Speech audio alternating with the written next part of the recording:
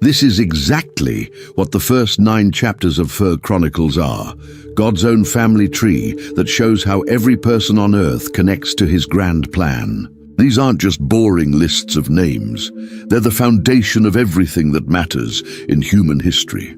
The story begins where all stories must begin, at the very beginning. In chapter 1, verse 1, the writer simply states, Adam, Seth, Enosh. Just 3 names, but they carry the weight of all human history. Adam was the first man God created, breathing life into dust and making him a living soul. Seth came after the tragedy of Cain and Abel, representing hope after humanity's first murder. Enosh means mortal, reminding us that even though we're made in God's image, we're still human and fragile. The list continues smoothly in verses 2 through 4. Kenan, Mahalalel, Jared, Enoch, Methuselah, Lamech, Noah. Each name represents a generation that passed down not just DNA, but the knowledge of God. Enoch walked with God so closely that God took him without dying. Methuselah lived 969 years, the oldest person who ever lived. Noah saved humanity from complete destruction through the flood. What makes this remarkable is how the writer treats these names. He doesn't give long stories about each person. Instead, he presents them like links in an unbreakable chain, each generation connected to the next, carrying forward God's plan even when they didn't fully understand it. This wasn't just Hebrew history. This was human history. Every person reading these words today can trace their family line back to these same names. The genealogy moves forward without break or pause, showing that God's plan never stopped moving through human history. From Adam to Noah, 10 generations of people lived, died, and passed on both life and faith. Each name represented decades of human experience, but together they formed the foundation for everything that would follow. After the flood, humanity got a fresh start through Noah's 3 sons. Chapter 1, verses 5 through 23, maps out how the whole world was repopulated. The writer records, the sons of Japheth were Gomer, Magog, Madai, Javan, Tubal, Meshech, and Tiras. These weren't just random names. They became the founders of entire nations. Japheth's descendants moved north and west, becoming the peoples of Europe and Asia Minor. Verse 6 expands on Gomer's line. The sons of Gomer, Ashkenaz, Riphath, and Togarmah. Verse 7 continues with Javan's descendants, the sons of Javan, Elisha, Tarshish, Kittim, and Rodanim. Each name represents thousands of people who would spread across the known world. The writer continues in verse 8. The sons of Ham were Cush, Egypt, Put, and Canaan. Ham's children spread across Africa and parts of the Middle East. Egypt became the mighty kingdom where Jacob's family would later live for 400 years. Canaan became the promised land that God would give to Abraham's descendants. Verses 9 and 10 detail Cush's line. The sons of Cush, Seba, Havilah, Sabta, Raamah, and Sabteka. The sons of Raamah, Sheba, and Dedan. Cush fathered Nimrod. He was the first on earth to be a mighty man. Nimrod stands out as someone who became famous for his strength and hunting ability, but the focus quickly moves to other descendants. Verses 11 and 12 trace Egypt's line. Egypt fathered Ludim, Anamim, Lehabim, Naphtuhim, Pathrusim, Kazluhim, from whom the Philistines came, and Caphtorim. The Philistines would later become Israel's greatest enemies, but here they're simply listed as part of God's human family. Verses 13 through 16 detail Canaan's descendants. Canaan fathered Sidon, his firstborn, and Heth, and the Jebusites, the Amorites, the Girgashites, the Hivites, the Archites, the Sinites, the Arvadites, the Zemarites, and the Hamathites. These were the people living in the promised land when Abraham arrived. They weren't evil by nature. They were simply other branches of Noah's family tree. But it's Shem's line that gets special attention. Verse 17 tells us, the sons of Shem were Elam, Ashur, Arphaxad, Lud, Aram, Uz, Hul, Gether, and Meshech. From Shem came the Semitic peoples, including the Hebrews. Verses 18 through 21 trace Arphaxad's line carefully. Arphaxad fathered Shelah, and Shelah fathered Eber. To Eber were born 2 sons. The name of the one was Peleg, for in his days the earth was divided, and his brother's name was Joktan. Joktan fathered Almodad, Sheleph, Hazarmaveth, Jerah. The writer is showing us that God had a plan from the very beginning. Out of all the nations that spread across the earth, he would choose one family line to carry his special promise. What's beautiful here is seeing God's heart for all nations. He didn't create some people to be forgotten. Every tribe, every language, every people group traces back to these same 3 brothers who walked off Noah's Ark together. Now the writer zooms in like a camera, focusing on its main subject. Chapter 1, verse 27 makes the smooth transition. Abram, that is Abraham. This is where universal history becomes salvation history. Abraham wasn't chosen because he was perfect or special in himself. He was chosen because God decided to make a promise that would bless every nation on earth. Verse 28 continues without fanfare. The sons of Abraham were Isaac and Ishmael. Here we see God's faithfulness playing out in human families. Isaac was the child of promise, born to Sarah when she was 90 years old. Ishmael was born to Hagar, representing human attempts to help God fulfill his promises. Both sons received blessings, but only Isaac carried the line of promise forward. The writer then carefully lists Ishmael's descendants in verses 29 through 31. These are their genealogies: the firstborn of Ishmael, Nebaioth, then Kedar, Adbeel, Mibsam, Mishma, Duma, Massa, Hadad, Tema, Jetur, Naphish, and Kedema. These were the sons of Ishmael. God kept his promise to make Ishmael a great nation too. The Arab peoples trace their heritage to these names. Each name represents a tribe that would grow into thousands of people. Verses 32 and 33 mention Abraham's other sons through Keturah. The sons of Keturah, Abraham's concubine, she bore Zimran, Jokshan, Medan, Midian, Ishbak, and Shua. The sons of Jokshan, Sheba, and Dedan. The sons of Midian, Ephah, Hanok, Abida, and Eldah. All these were the descendants of Keturah. Abraham became the father of many nations, just as God promised. But the focus shifts quickly to Isaac in verse 34. Abraham fathered Isaac. The sons of Isaac, Esau and Israel. Israel was Jacob's new name after wrestling with God. This wasn't just a name change. It was a destiny change. Jacob the deceiver became Israel the prince with God. From this point forward, the story isn't about all of Abraham's descendants, but specifically about Israel's children. The writer gives attention to Esau's line in verses 35 through 54, listing the chiefs and kings of Edom. But this serves to show the contrast.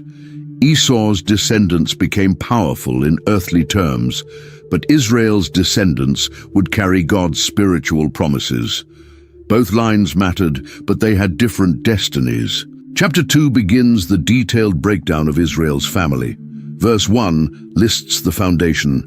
These are the sons of Israel: Reuben, Simeon, Levi, Judah, Issachar, Zebulun, Dan, Joseph, Benjamin, Naphtali, Gad, and Asher. 12 sons who became 12 tribes. This wasn't accidental. 12 represents completeness in God's plan. Each tribe had its own character and destiny.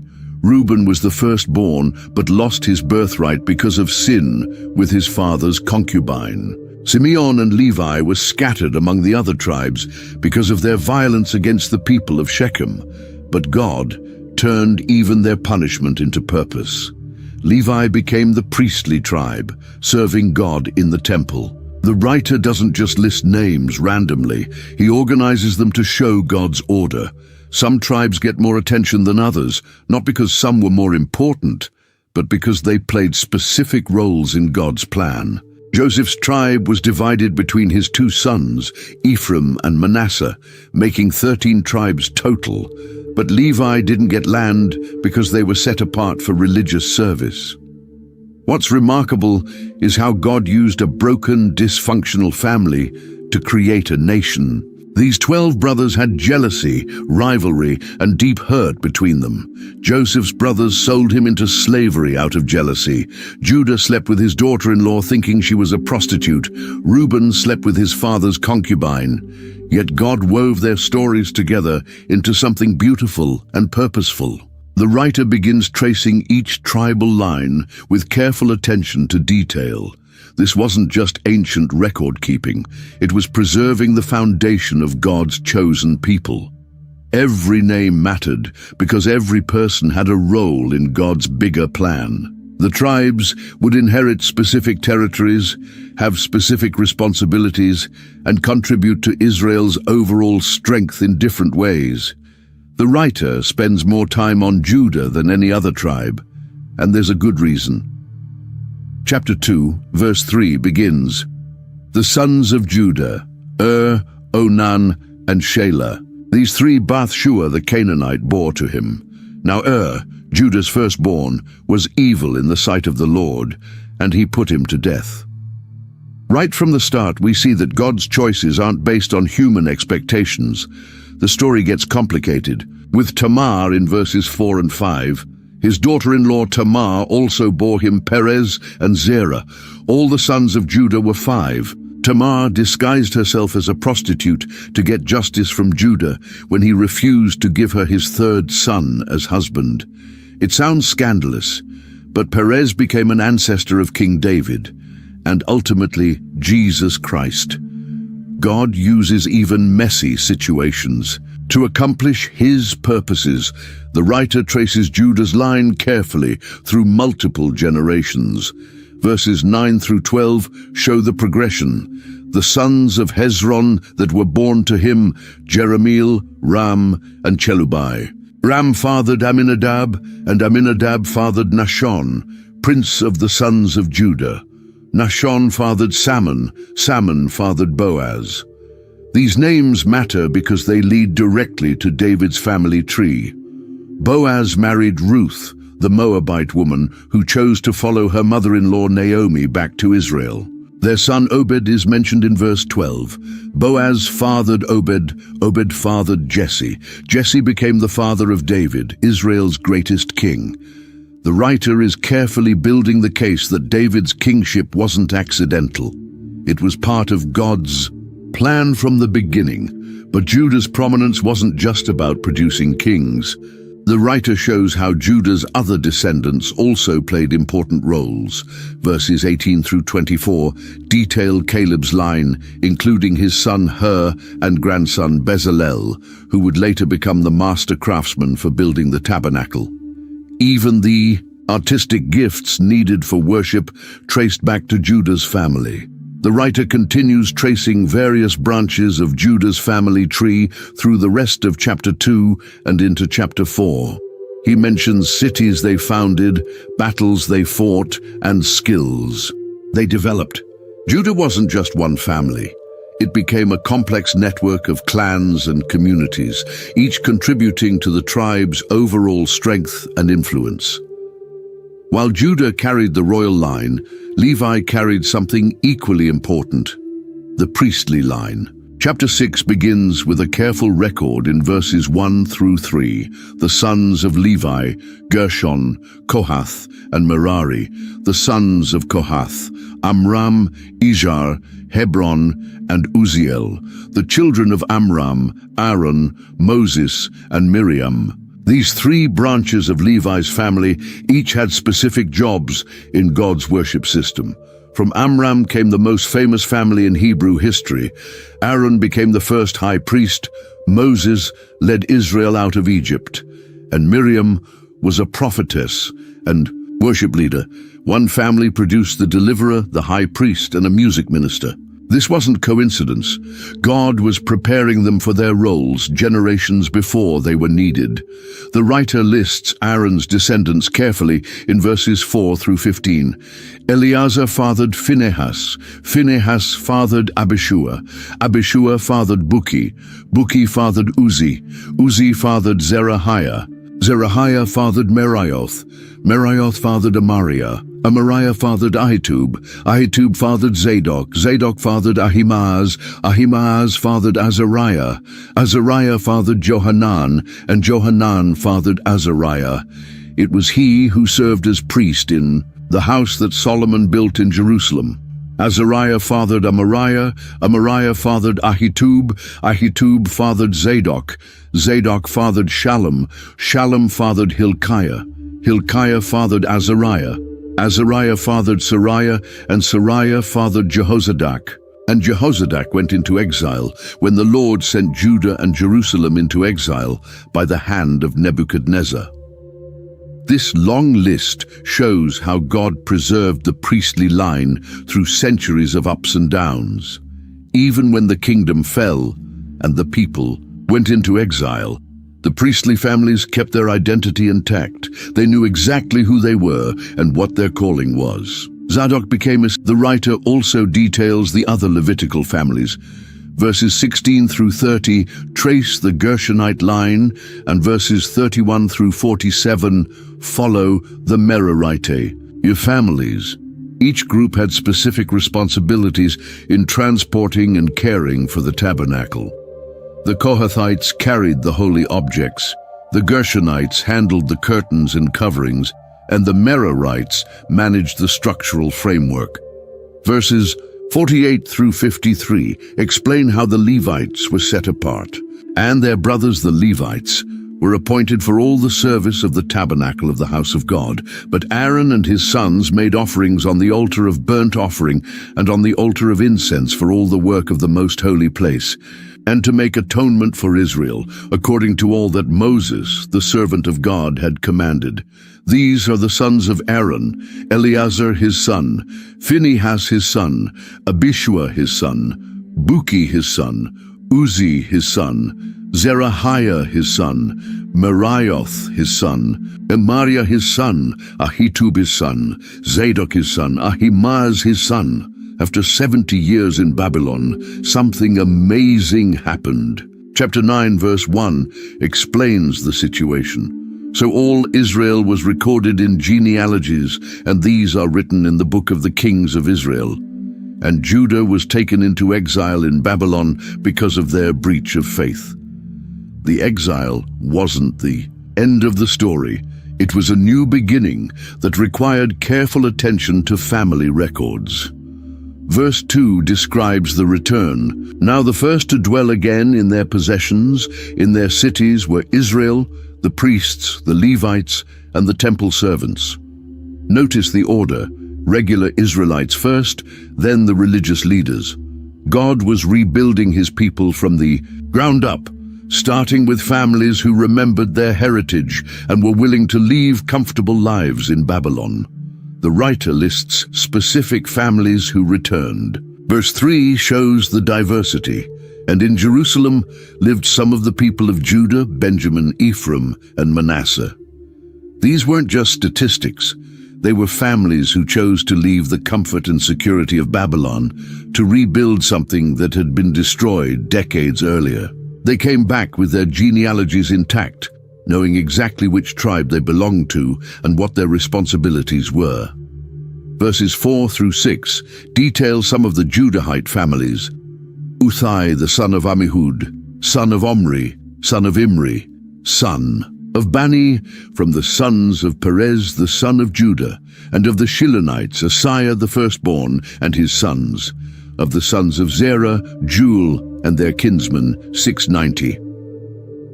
Each family group is carefully counted and recorded. The number 690 represents individual people who made the difficult journey back to Jerusalem. Verses 7 through 9 list the Benjaminites. And of the Benjaminites, Salu the son of Meshullam, son of Hodaviah, son of Hasanua, Ibniah the son of Jeroham, Ela the son of Uzi, son of Mikri, and Meshullam the son of Shephatiah, son of Ruel, son of Ibnijah, and their kinsmen according to their generations, 956. All these men were heads of fathers' houses in their fathers' houses. The writer is showing that the return wasn't random or disorganized. People came back according to their tribal affiliations and family structures. They didn't lose their identity during the exile. They preserved it carefully and used it as the foundation for rebuilding their nation. The final piece of the puzzle was reorganizing Jerusalem itself to function as both a political capital and religious center. The writer shows how different groups were assigned specific roles and responsibilities. Verses 10 through 13 detail the priestly families who returned. Of the priests, Jedaiah, Jehoiarib, Jachin, and Azariah, the son of Hilkiah, son of Meshullam, son of Zadok, son of Meraioth, son of Ahitub, the chief officer of the house of God, and Adaiah the son of Jeroham, son of Pashur, son of Malchijah, and Maasai the son of Adiel, son of Jazerah, son of Meshullam, son of Meshilemith, son of Immer. Besides their kinsmen, heads of their fathers' houses, 1,260, mighty men for the work of the service of the house of God. These priests weren't just religious leaders, they were administrators, teachers, and judges. The phrase, mighty men for the work, shows they were capable and energetic people who could handle the enormous task of rebuilding temple worship from scratch. Many of them could trace their genealogies back to Aaron and knew exactly what their ancestors had done in the original temple. Verses 14 through 16 list the Levites who returned. And of the Levites, Shemaiah the son of Hashub, son of Azrikam, son of Hashabiah, of the sons of Merari, and Bakbakar, Heresh, Galal, and Mattaniah the son of Micah, son of Zikri, son of Asaph, and Obadiah the son of Shemaiah, son of Galal, son of Jeduthun, and Berechiah the son of Asa, son of Elkanah, who lived in the villages of the Netophathites. Notice that Asaph and Jeduthun are mentioned. These were the famous musicians from David's time. Their descendants were coming back to restore the musical worship that had made Jerusalem famous throughout the ancient world. They weren't just carrying on family traditions. They were reviving the worship patterns that David had established centuries earlier. Verses 17 through 27 describe the gatekeepers and their responsibilities. The gatekeepers were Shallum, Akub, Talmon, Ahiman, and their kinsmen. Shallum was the chief. Until then, they were in the king's gate on the east side as the gatekeepers of the camps of the Levites. Shallum, the son of Kor, son of Ebiasaph, son of Korah, and his kinsmen of his father's house, the Korahites, were in charge of the work of the service, keepers of the thresholds of the tent, as their fathers had been in charge of the camp of the Lord, keepers of the entrance. And Phinehas the son of Eleazar was the chief officer over them in time past. The Lord was with him. Zechariah the son of Meshelemiah was gatekeeper at the entrance of the tent of meeting. All these, who were chosen as gatekeepers at the thresholds, were 212. They were enrolled by genealogies in their villages. David and Samuel the seer established them in their office of trust. So they and their sons were in charge of the gates of the house of the Lord, that is, the house of the tent, as guards. The gatekeepers were on the four sides, east, west, north, and south, and their kinsmen who were in their villages were obligated to come in every 7 days, in turn, to be with these, for the 4 chief gatekeepers, who were Levites, were entrusted with the chambers and the treasures of the house of God, and they lodged around the house of God, for on them lay the duty of watching, and they had charge of opening it every morning. Even the gatekeepers kept their family records intact. They knew their ancestors had served in the same capacity during David's time, and even back to the wilderness wanderings. This wasn't just about having a job. It was about continuing a sacred family tradition that connected them to Israel's greatest spiritual moments. The writer concludes this section by showing how every role in the restored community was filled by people who knew their heritage and understood their purpose. The nation had been broken and scattered, but through careful preservation of family records and faithful obedience to God's call, it was being rebuilt exactly as God intended. Every person knew their place, their purpose, and their heritage. The roots of the chosen nation ran deep, and now they were ready to grow again. The story of David's rise to power begins with the tragic end of Israel's first king. Chapter 10, verse 1 sets the scene. Now the Philistines fought against Israel, and the men of Israel fled before the Philistines and fell slain on Mount Gilboa. This wasn't just another battle. It was the final confrontation that would change Israel's destiny forever.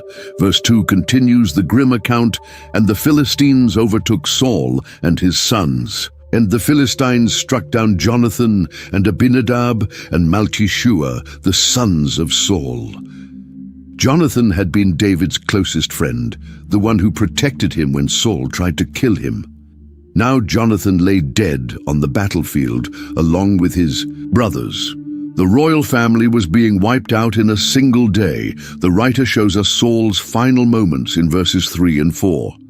The battle pressed hard against Saul, and the archers found him, and he was wounded by the archers. Then Saul said to his armor-bearer, "Draw your sword and thrust me through with it, lest these uncircumcised come and mistreat me." But his armor-bearer would not, for he feared greatly. Therefore Saul took his own sword and fell upon it. This was a man who had started with such promise. Saul was tall, handsome, and chosen by God to be Israel's first king, but pride, jealousy, and disobedience had slowly destroyed him from the inside. His fear of David had consumed him. His refusal to fully obey God's commands had cost him everything. Now he was taking his own life rather than face capture by Israel's enemies. Verse 5 shows how the tragedy spread. And when his armor-bearer saw that Saul was dead, he also fell upon his sword and died. Even Saul's faithful servant chose death over the shame of surviving his master's defeat. Verse 6 summarizes the devastation. Thus Saul died, and his 3 sons, and all his house died together. But the writer doesn't leave this as just a sad story about a failed king. Verses 13 and 14 explain why this had to happen. So Saul died for his breach of faith. He broke faith with the Lord in that he did not keep the command of the Lord, and also consulted a medium seeking guidance. He did not seek guidance from the Lord. Therefore the Lord put him to death and turned the kingdom over to David, the son of Jesse. Saul's downfall wasn't about his weaknesses as a person. It was about his failure to trust and obey God. He had tried to replace God's guidance with human wisdom and even occult practices. The kingdom couldn't prosper under leadership that rejected God's authority. David represented a new beginning, a king who would seek God's heart rather than following his own plans. With Saul dead, Israel needed a new king. But the transition wasn't automatic or simple. Chapter 11, verse 1 describes what happened next. Then all Israel gathered together to David at Hebron and said, "Behold, we are your bone and flesh." This was a moment years in the making. David had been anointed by Samuel as a teenager, but now he was finally receiving public recognition from the entire nation. The people's reasoning is recorded in verses 2 and 3. In times past, even when Saul was king, it was you who led out and brought in Israel. And the Lord your God said to you, "You shall be shepherd of my people Israel, and you shall be prince over my people Israel."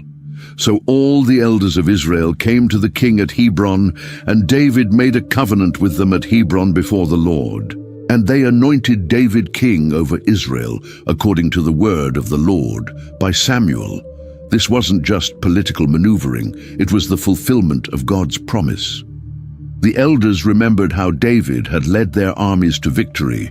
While Saul was still alive, they recognized that God had chosen David as Israel's shepherd king. The covenant they made wasn't just between David and the people, it was made before the Lord, acknowledging that God was the ultimate authority over Israel's government.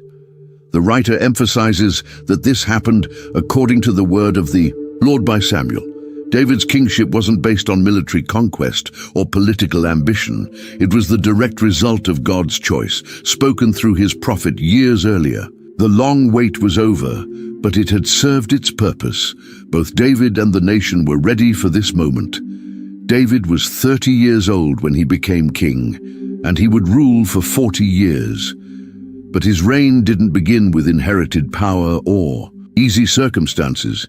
He had to prove himself worthy of the trust the people were placing in him.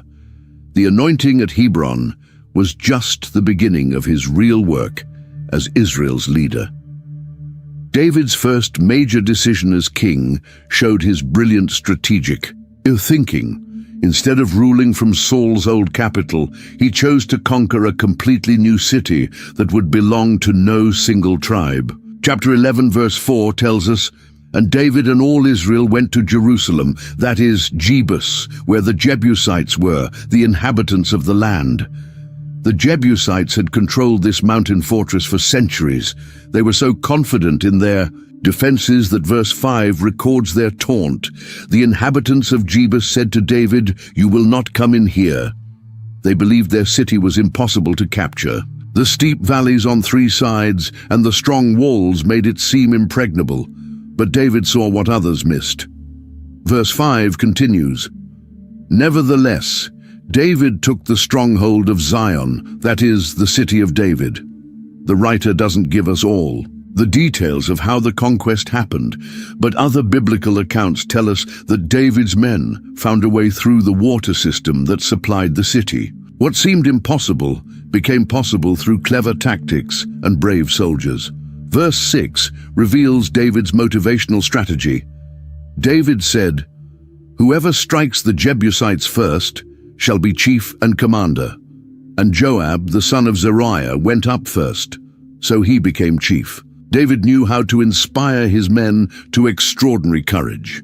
By offering the top military position to whoever led the attack, he turned a dangerous mission into an opportunity for advancement. Joab won the prize and became David's military commander for the rest of his reign. This decision would have huge consequences for David's kingdom, both positive and negative. Joab was brilliant and loyal, but also ruthless and sometimes disobedient. Still, his courage in taking Jerusalem earned him the position. Verse 7 shows the results, "And David lived in the stronghold, therefore it was called the City of David." This wasn't just a change of address, it was a statement about David's kingship. Jerusalem belonged to no single tribe, so it could serve as a neutral capital that united all Israel. Its central location made it accessible to the entire nation. Its strategic position made it defensible against enemies. Verse 8 describes David's development plans. "And he built the city all around, from the Millo inward, and Joab repaired the rest of the city." David wasn't content just to capture Jerusalem. He wanted to make it worthy of being Israel's capital. The Millo was probably a supporting wall or terraced area that strengthened the city's defenses. Under David's leadership, Jerusalem grew from a small fortress into a magnificent royal city. Behind every great leader are the people who make success possible. David's greatest asset wasn't his own abilities, it was the incredibly loyal and skilled warriors who served him. Chapter 11 verse 10 introduces them. "Now these are the chiefs of David's mighty men, who gave him strong support in his kingdom, together with all Israel, to make him king, according to the word of the Lord concerning Israel." These weren't just soldiers. They were David's inner circle, men who had followed him through years of danger and hardship. Verse 11 begins with the most famous, and this is an account of David's mighty men. Jashobeam, a Hatchmonite, was chief of the three. He wielded his spear against 300 whom he killed at one time. Think about that for a moment. One man in a single battle killed 300 enemy soldiers. This wasn't ancient exaggeration. It was a historical record of extraordinary courage and skill. Jashabim earned his place as leader of the three through this incredible feat of arms. Verse 12 introduces the second member. And next to him among the three mighty men was Eleazar, the son of Dodo, the Ahohite. Verses 13 and 14 tell his story. He was with David at Pasdamim when the Philistines were gathered there for battle. There was a plot of ground full of barley, and the men fled from the Philistines. But he took his stand in the midst of the plot and defended it, and struck down the Philistines. And the Lord saved them by a great victory. Eleazar's story shows us something important about these mighty men. They didn't fight for personal glory or material gain when everyone else fled. From overwhelming odds, Eleazar stood his ground in a barley field and fought until God gave victory. He was willing to die for something as simple as protecting a farmer's crop because it represented the land God had given to Israel. The third member of this elite group was Shammah, though his individual story isn't detailed in Chronicles. But verses 15 through 19 tell us about all three men together. 3 of the 30 chief men went down to the rock to David at the cave of Adullam when the army of the Philistines was encamped in the valley of Rephaim. David was then in the stronghold, and the garrison of the Philistines was then at Bethlehem. And David said longingly, "Oh, that someone would give me water to drink from the well of Bethlehem that is by the gate." Then the 3 mighty men broke through the camp of the Philistines and drew water from the well of Bethlehem that was by the gate and brought it to David. But David would not drink it. He poured it out to the Lord and said, "Far be it from me before my God that I should do this. Shall I drink the blood of these men? For at the risk of their lives they brought it." Therefore, he would not drink it. This story reveals the character of both David and his men. David's casual comment about wanting water from his hometown well wasn't meant as a command, but his 3 closest warriors heard it as an opportunity to serve their beloved leader. They risked their lives fighting through enemy lines just to bring him a drink of water from a specific well. David's response shows why these men were so devoted to him. Instead of accepting their sacrifice casually, he treated their offering as sacred. He poured the water out as an offering to God, saying it was too precious to drink because it represented their blood, their willingness to die for him. This kind of mutual respect and honor created unbreakable bonds between David and his followers. Verses 20 through 25 introduce other members of this elite group.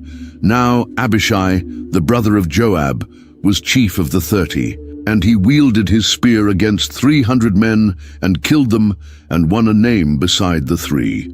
He was the most renowned of the 30 and became their commander, but he did not attain to the 3.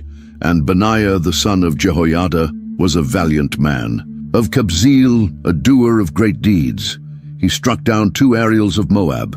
He also went down and struck down a lion in a pit on a day when snow had fallen, and he struck down an Egyptian, a man of great stature, 5 cubits tall.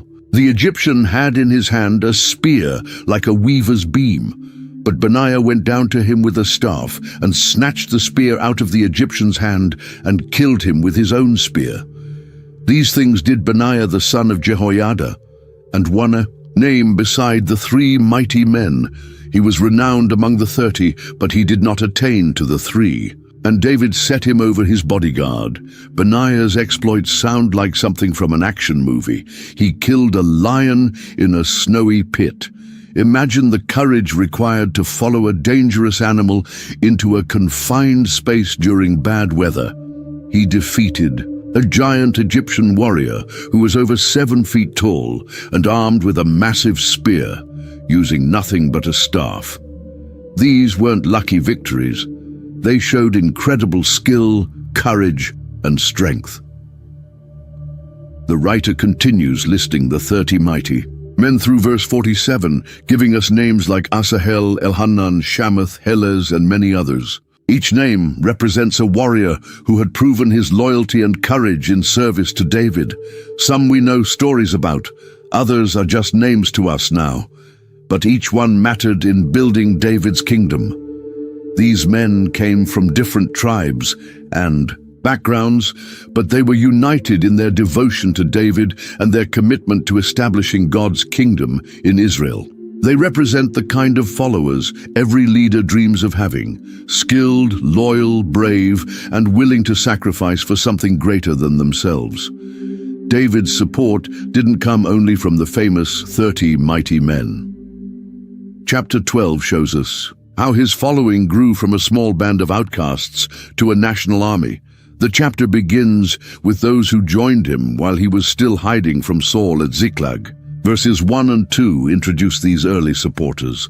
Now these are the men who came to David at Ziklag, while he could not move about freely because of Saul the son of Kish, and they were among the mighty men who helped him in war. They were bowmen, and could shoot arrows and sling stones with either the right hand or the left. They were Benjaminites, Saul's kinsmen. This is remarkable.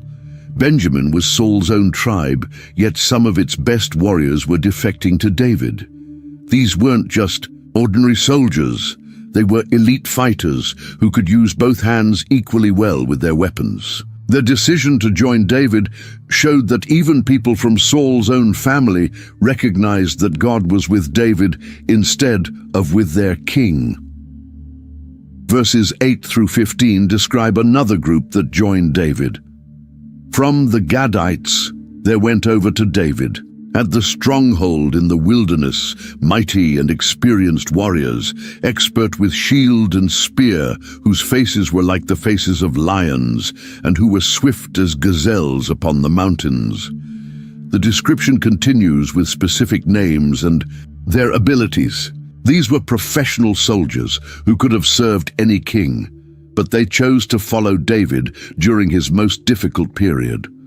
The writer emphasizes their courage in verse 15. These are the men who crossed the Jordan in the first month, when it was overflowing all its banks, and put to flight all those in the valleys to the east and to the west. Crossing the Jordan at flood stage was extremely dangerous. These men risked their lives just to join David's cause. Their success in battle after crossing showed that God was blessing their decision. Verses 16 through 18 tell us about men from Benjamin and Judah who came to David. And some of the men of Benjamin and Judah came to the stronghold to David. David went out to meet them and said to them, "If you have come to me in friendship to help me, my heart will be joined to you. But if to betray me to my adversaries, although there is no wrong in my hands, then may the God of our fathers see and rebuke you." Then the Spirit clothed Amasai, chief of the 30, and he said, "We are yours, O David, and with you, O son of Jesse, peace, peace to you and peace to your helpers, for your God helps you." This scene shows David's wisdom as a leader. He didn't automatically trust everyone who claimed to want to join him. Saul had sent spies and assassins before. But when Amasai spoke under the inspiration of God's Spirit, David knew these men were genuine. Their declaration, "We are yours, O David," became a rallying cry for all who served him. The chapter continues describing various groups that joined David from different tribes. Verses 23 through 40 give us the numbers of armed men who came to make David king. These are the numbers of the divisions of the armed troops who came to David in Hebron to turn the kingdom of Saul over to him, according to the word of the Lord. The total was massive. Over 300,000 trained soldiers from all 12 tribes. What's amazing is that verse 38 tells us, all these men of war, arrayed in battle order, came to Hebron with a whole heart to make David king over all Israel. Likewise, all the rest of Israel were of one mind to make David king. This wasn't a military coup or a contested succession. The entire nation was united in recognizing David as their rightful king. One of David's first priorities as king was bringing the Ark of the Covenant to Jerusalem. This sacred chest represented God's presence among his people, and it had been neglected during Saul's reign. Chapter 13 verse 1 shows David's approach. David consulted with the commanders of thousands and of hundreds, with every leader. This wasn't a decision David made alone. He involved Israel's leadership in planning how to restore proper worship. Verses 2 and 3 record David's proposal. And David said to all the assembly of Israel, "If it seems good to you and from the Lord our God, let us send abroad to our brothers who remain in all the lands of Israel, as well as to the priests and Levites in the cities that have pasture lands, that they may be gathered to us. Then let us bring again the ark of our God to us, for we did not seek it in the days of Saul." David's heart was right. He wanted to restore God's proper place at the center of Israel's national life. The people agreed enthusiastically. Verse 4 tells us, all the assembly agreed to do so, for the thing was right in the eyes of all the people. The ark was currently at Kiriath Jearim, where it had remained since the Philistines returned it years earlier after capturing it in battle. Verse 5 describes the beginning of the procession. So David assembled all Israel from the Shihor of Egypt to Lebo-Hamath to bring the ark of God from Kiriath Jearim. This was meant to be a great celebration. Verse 6 shows the enormous crowd. And David and all Israel went up to Bala, that is, to Kiriath Jearim, that belongs to Judah, to bring up from there the ark of God, which is called by the name of the Lord who sits enthroned above the cherubim. But David made a crucial mistake. Verse 7 tells us, and they carried the ark of God on a new cart from the house of Abinadab, and Uzzah and Ahio were driving the cart. This seems like a reasonable solution. After all, the Philistines had successfully transported the ark on a cart when they returned it to Israel. But God had given specific instructions that only the Levites could carry the ark, and only by using poles inserted through rings on its sides. The celebration continued with great joy. Verse 8 describes the scene. And David and all Israel were celebrating before God with all their might, with song and lyres and harps and tambourines and cymbals and trumpets. Everyone was excited about bringing God's presence back to the center of their national life. Then disaster struck. Verses 9 and 10 record the tragedy. And when they came to the threshing floor of Chidon, Uzzah put out his hand to take hold of the ark, for the oxen stumbled. And the anger of the Lord was kindled against Uzzah, and he struck him down, because he put out his hand to the ark, and he died there before God. Uzzah's death shocked everyone. His intentions were good. He was trying to prevent the ark from falling when the oxen stumbled. But good intentions don't replace obedience to God's commands. The ark was so holy that even touching it meant death, regardless of the motive. Verse 11 shows David's reaction. And David was angry because the Lord had broken out against Uzzah, and that place is called Perez Uzzah to this day. David's anger reveals his spiritual immaturity at this point in his life. Instead of recognizing his own mistake in not following God's instructions, he was upset with God for enforcing his holy standards. Verse 12 tells us the result. And David was afraid of God that day, and he said, "How can I bring the ark of God home to me?" The celebration had turned into a funeral. David's plans were ruined, and he was confused about what had gone wrong. Verse 13 shows David's decision. So David did not take the ark home into the city of David, but took it aside to the house of Obed-Edom the Gittite. Rather than continue to Jerusalem, David left the ark with a Levite family in a nearby town. The great procession ended in failure and disappointment. David didn't give up on bringing the ark to Jerusalem, but he took time to figure out what had gone wrong. The ark remained with Obed-Edom for 3 months, and verse 14 tells us the results. And the ark of God remained with the household of Obed-Edom in his house 3 months, and the Lord blessed the household of Obed-Edom and all that he had. This Blessing showed David that God wasn't opposed to the ark being moved. He was opposed to it being moved incorrectly. The problem wasn't the plan, but the method. During those 3 months, David studied the law and learned how God wanted the ark to be transported.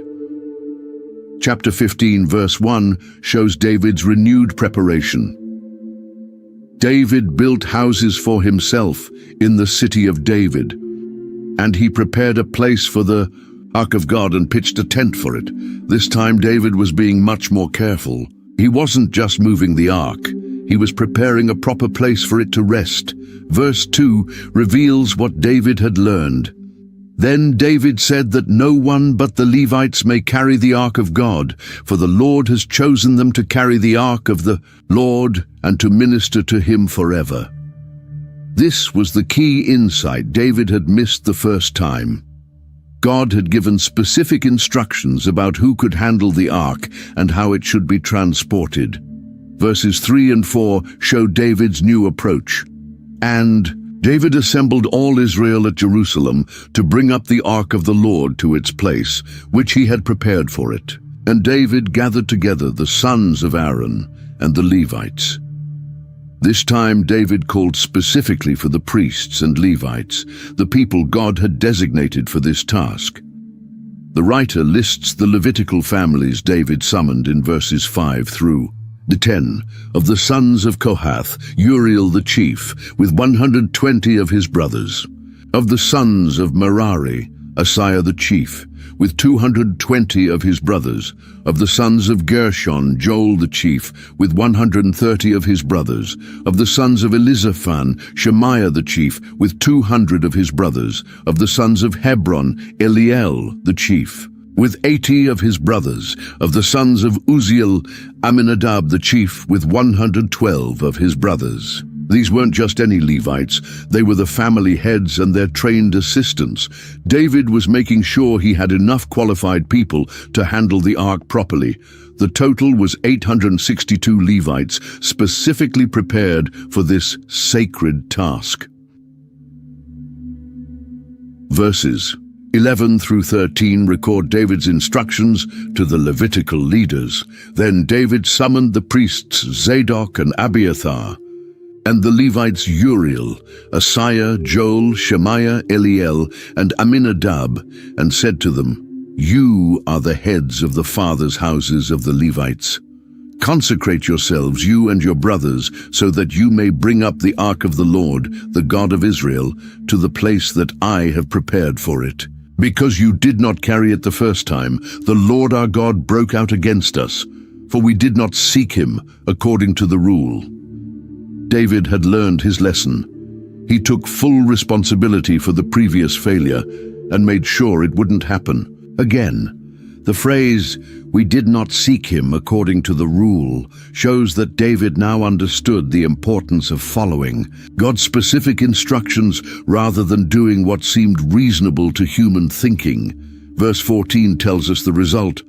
So the priests and the Levites consecrated themselves to bring up the ark of the Lord, the God of Israel. This time, everyone involved prepared themselves spiritually as well as practically for handling the sacred ark. The second attempt to bring the ark to Jerusalem was completely different from the first. Chapter 15, verse 15 describes the proper method. And the Levites carried the ark of God on their shoulders with the poles, as Moses had commanded according to the word of the Lord. No cart this time, just careful obedience to God's original instructions. The celebration was even more magnificent than before. Verses 16 through 24 detail the musical arrangements David organized. David also commanded the chiefs of the Levites to appoint their brothers as the singers who should play loudly on musical instruments, on harps and lyres and cymbals to raise sounds of joy. The writer lists specific musicians and their instruments, showing how carefully David planned every aspect of the worship. Asaph, Heman, and Ethan were appointed as the chief musicians playing bronze cymbals, Other Levites played harps and lyres.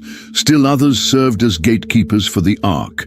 David was establishing patterns of worship that would continue for generations.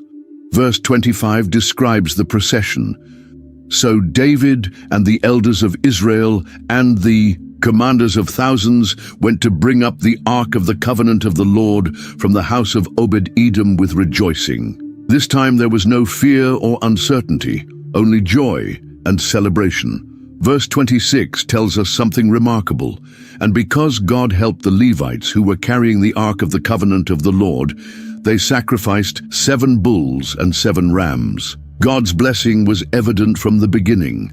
The Levites could feel divine assistance as they carried their sacred burden. The celebration reached its peak as the ark entered Jerusalem. Verse 27 describes David's participation. David was clothed with a robe of fine linen, as also were all the Levites who were carrying the ark, and the singers and Chenaniah, the leader of the music of the singers. And David wore a linen ephod. David dressed as a priest, showing his heart for worship and his recognition that this was primarily a spiritual event. Verse 28 captures the atmosphere. So all Israel brought up the ark of the covenant of the Lord with shouting, to the sound of the horn, trumpets, and cymbals, and made loud music on harps and lyres. The entire nation was celebrating together. Rich and poor, young and old, all tribes united in worshiping God. Verse 29 provides a personal note. And as the ark of the covenant of the Lord came to the city of David, Michal, the daughter of Saul, looked out of the window and saw King David dancing and celebrating, and she despised him in her heart. Not everyone understood David's heart for worship. His own wife was embarrassed by his enthusiastic praise. But David didn't let criticism stop him from expressing his joy in God. The ark was finally home in Jerusalem, and the city was becoming not just Israel's political capital, but its spiritual center as well. God's presence was dwelling among his people again, and David had learned valuable lessons about the importance of approaching God according to his revealed will rather than human wisdom. The successful transport of the ark marked a turning point in David's reign. He had proven himself as a military leader by conquering Jerusalem and gathering mighty warriors. Now he was proving himself as a spiritual leader by restoring proper worship and making God's presence central to Israel's national life. The foundation was being laid for the golden age of Israel's history after David had successfully brought the ark to Jerusalem and established his kingdom. His heart was stirred with the desire to build something permanent for God. Chapter 17, verse 1 sets the scene. Now when David lived in his house, David said to Nathan the prophet, "Behold, I dwell in a house of cedar, but the ark of the covenant of the Lord is under a tent." David felt uncomfortable living in luxury while God's ark remained in a temporary structure. This wasn't pride or showing off. It was genuine love for God. David had built himself a beautiful palace with imported cedar wood from Lebanon. Meanwhile, the ark that represented God's presence among his people was housed in the tent he had pitched for it. The contrast bothered David's conscience. Nathan the prophet initially encouraged David's idea. Verse 2 records his response. And Nathan said to David, "Do all that is in your heart, for God is with you." Nathan could see David's sincere motivation and assumed that such a good desire would naturally have God's blessing. It seemed logical that God would want a permanent temple instead of a portable tent. But that very night, God spoke to Nathan with a different message. Verse 3 tells us, "But that same night, the word of God came to Nathan." What followed was one of the most important prophecies in the entire Bible. The promise that would shape not only David's dynasty, but ultimately point to the coming Messiah. God's message began with a gentle correction in verses 4 through 6.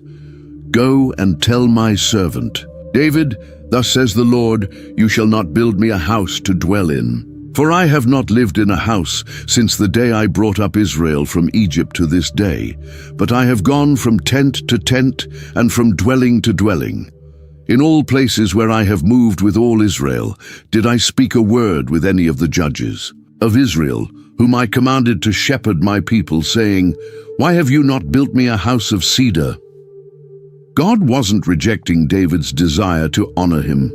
He was showing that his presence wasn't limited to buildings. For centuries, God had traveled with his people in the tabernacle, moving whenever they moved. He had never complained about not having a permanent temple. The tent wasn't a problem to be solved. It was a symbol of God's willingness to dwell among his people wherever they went. Then came the beautiful reversal in verses 7 through 10. Now, therefore, thus shall you say to my servant David, Thus, says the Lord of hosts, I took you from the pasture, from following the sheep, that you should be prince over my people Israel. And I have been with you wherever you have gone, and have cut off all your enemies from before you. And I will make for you a name, like the name of the great ones of the earth. And I will appoint a place for my people Israel, and will plant them, that they may dwell in their own place, and be disturbed no more. And violent men shall waste them no more as formerly, from the time that I appointed judges over my people Israel, and I will subdue all your enemies. God reminded David of his humble beginnings and all the victories he had given him. David wanted to build God a house, but God was promising to build David a house, not a physical building, but a royal dynasty that would last forever. The heart of the promise comes in verses 11 through 14. Moreover, I declare to you that the Lord will build you a house. When your days are fulfilled to go to be with your fathers, I will raise up your offspring after you, one of your own sons, and I will establish his kingdom. He shall build a house for me, and I will establish his throne forever. I will be to him a father, and he shall be to me a son. I will not take my steadfast love from him, as I took it from him who was before you, but I will confirm him in my house and in my kingdom forever, and his throne shall be established forever. This promise had multiple layers of fulfillment. Immediately it pointed to Solomon, who would indeed build the temple and rule over a peaceful, prosperous kingdom. But the language of forever pointed beyond any human king to the ultimate Son of David who would establish an eternal kingdom. Jesus Christ, David's response shows his humility and gratitude. Verses 16 and 17 record his prayer. Then King David went in and sat before the Lord and said, Who am I, O Lord God, and what is my house, that you have brought me thus far? And this was a small thing in your eyes, O God. You have also spoken of your servant's house for a great while to come, and have shown me future generations, O Lord God. David was overwhelmed by God's goodness. He started as a shepherd boy and became king of Israel. But now God was promising that his family would rule forever. The magnitude of this promise was almost too much to comprehend. The rest of David's prayer in verses 18 through 27 shows his heart of worship and his recognition that this promise was bigger than just his own family. It was part of God's plan to bless all nations through Israel. David understood that he was part of something eternal and cosmic in scope. With God's promise of an eternal dynasty secure, David turned his attention to the practical work of establishing and securing his kingdom. Chapter 18 begins a series of military campaigns that would expand Israel's territory to its greatest extent in history. Verse 1 starts with the most persistent enemy. After this, David defeated the Philistines and subdued them, and he took Gath and its villages out of the hand of the Philistines. The Philistines had been Israel's primary enemy for generations. They had killed Saul and his sons, captured the ark years earlier, and constantly threatened Israel's security. Now David was turning the tables, not just defeating them in battle, but actually capturing their cities. Gath was one of their 5 major cities and the hometown of Goliath, the giant David had killed as a young man. Verse 2 describes David's campaign against Moab, and he defeated Moab, and the Moabites became servants to David and brought tribute. This was significant because Ruth, David's great-grandmother, had been a Moabite. But national relationships couldn't be based on family sentiment. David had to secure Israel's borders against all potential threats. The campaign against Syria proved even more decisive. Verses 3 and 4 record, David also defeated Hadadezer, king of Zobah, toward Hamath, as he went to set up his monument at the river Euphrates, and David took from him 1,000 chariots, 7,000 horsemen, and 20,000 foot soldiers. And David hamstrung all the chariot horses, but left enough for 100 chariots. This was a massive victory against a powerful enemy. Hadadezer controlled territory stretching toward the Euphrates River, far to the north of Israel's traditional borders. The capture of so many chariots and horses represented enormous wealth and military power. David's decision to hamstring most of the chariot horses showed his continued dependence on God rather than military technology. When other Syrian kingdoms tried to help Hadadezer, David defeated them too. Verses 5 and 6 tell us, "And when the Syrians of Damascus came to help Hadadezer, king of Zobah, David struck down 22,000 men of the Syrians. Then David put garrisons in Syria of Damascus, and the Syrians became servants to David and brought tribute. And the Lord gave victory to David wherever he went." The key phrase is, "The Lord gave victory to David wherever he went." These weren't just military conquests, they were fulfillments of God's promise to subdue all of David's enemies. Each victory expanded Israel's territory and influence while bringing in tribute that would help fund the future temple. Verses 7 and 8 describe the wealth David captured. "And David took the shields of gold that were carried by the servants of Hadadezer and brought them to Jerusalem. And from Tibhath and from Kun, cities of Hadadezer, David took very much bronze, with which Solomon made the bronze sea and the pillars and the vessels of bronze." Even in the midst of military campaigns, David was thinking about the temple. The gold shields became part of Jerusalem's treasury, and the bronze would later be used by Solomon for temple furniture. Every victory was contributing to the future house of God. The victories had diplomatic consequences too.